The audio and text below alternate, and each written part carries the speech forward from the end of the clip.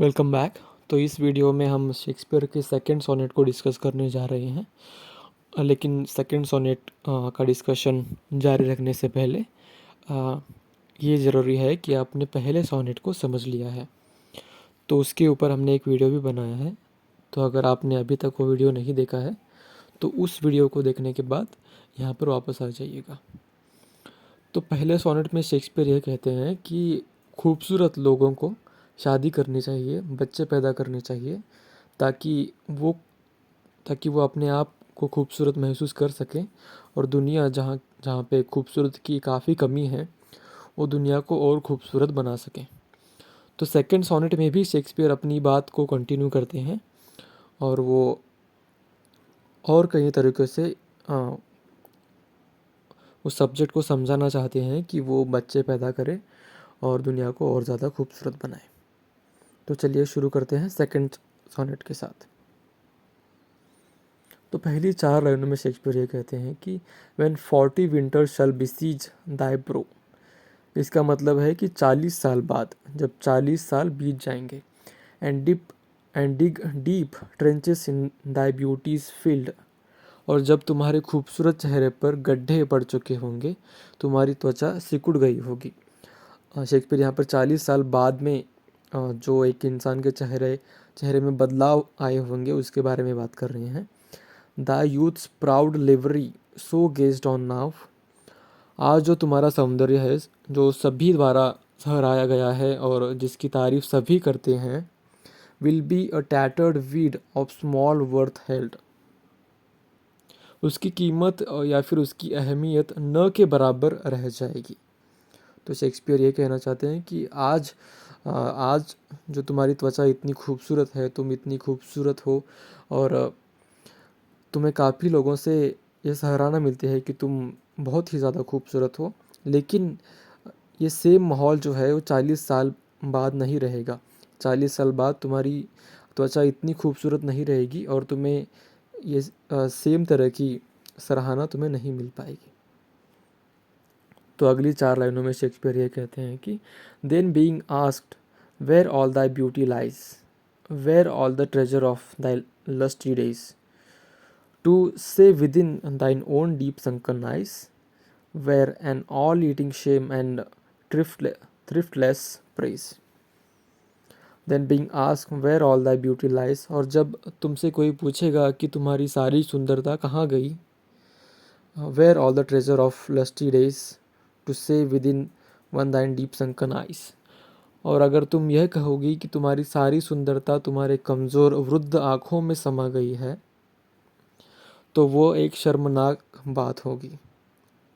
Where an all eating shame and thriftless praise, और इसका अर्थ तुम पर लुटाई गई तारीफ और कदर व्यर्थ हो जाएगी।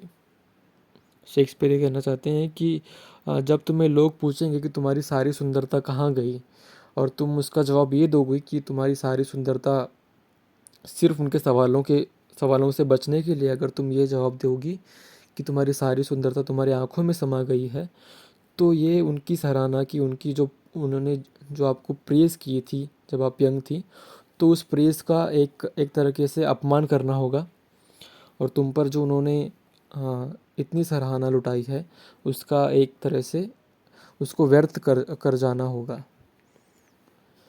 ठीक है, तो अगली 4 लाइनों में शेक्सपियर ये कहते हैं, how much more praise deserved thy beauty's use, if thou couldst answer this fair child of mine, shall some of my count make my old excuse, proving his beauty by succession thine। तो इन 4 लाइनों में Shakespeare ये कह रहे हैं कि तुम्हारी सुंदरता और ज़्यादा प्रेज सराहना डिज़र्व कर सकती है। तुम्हारी ये जो सुंदरता है ये और भी ज़्यादा प्रेज और सराहना डिज़र्व कर सकती है अगर तुम जवाब दो कि ये जो मेरा बच्चा है वह मेरी सुंदरता की एक रसीद है।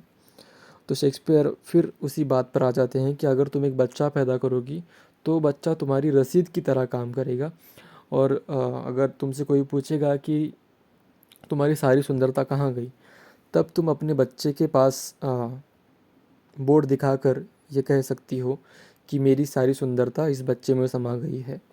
ये बच्चा मेरी सुंदरता की रसीद है। और तुम्हारे बच्चे की सुंदरता वो प्रूव कर देगी कि तुम कितनी सुंदर थी, क्योंकि वह तुम्हारा बेटा है। और तुम्हारा बेटा ही तुम्हारी सुंदरता का एक एक तरीके से रसीद होगी या प्रूफ होगा, क्योंकि वो तुम्हारा अपना बेटा है और वो बता देगा कि तुम अपनी जवानी में कितनी सुंदर हुआ करती थी। तो आखिरी दो लाइनों में शेक्सपियर ये कहते हैं, this were to be new made when thou art old and see thy blood warm when thou feel'st it cold. तो आखिरी की दो लाइनों में शेक्सपियर ये कह रहे हैं कि जब तुम बूढ़ी हो जाओगी तब तुम्हारा बच्चा जवान होगा और वो अपना यौवन और तुम अपना यौवन उसमें देख पाओगी।